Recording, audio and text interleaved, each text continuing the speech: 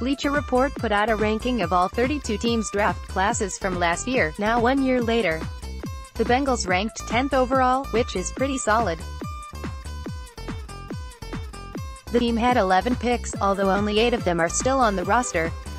In order, the Bengals drafted Wr. John Ross, RB Joe Mixon, the Jordan Willis, LB Carl Lawson, Wr. Josh Malone, DT Ryan Glasgow, K. Jake Elliot, LB Jordan Evans, C. JJ Dielman, S. Brandon Wilson, and TE Mason Schreck. Elliot, Dielman, and Schreck are no longer on the team. What Bleacher Report liked best about this draft class is the depth of talent the Bengals got. 1 year later, the first-round selection of John Ross seems like a flop, even if he does bounce back in year 2. Aside from Ross, though, the Bengals hit on just about every pick. In the second round, they snagged Mixon, who's become a stud running back. They have 2 dynamic edge players in Willis and Lawson. Malone, Glasgow, and Evans are solid rotation pieces moving forward as well. While Bleacher Report did a pretty good job grading out this draft class, they made 2 key mistakes in their rankings. For one, they listed Mixon as the best player from the Bengals draft class.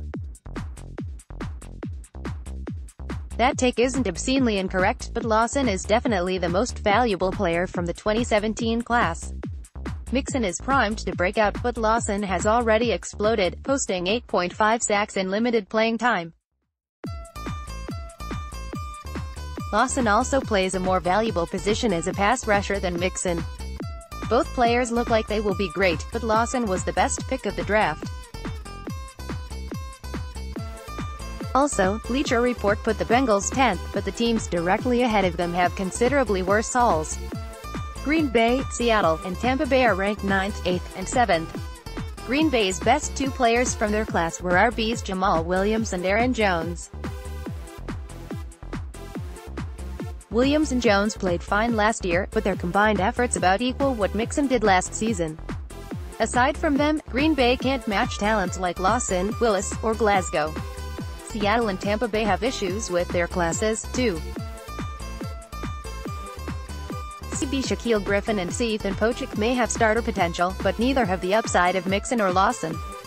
The Seattle draft class has similar depth to the Bengals class, but it lacks the potential. As for Tampa Bay, their class lacks depth.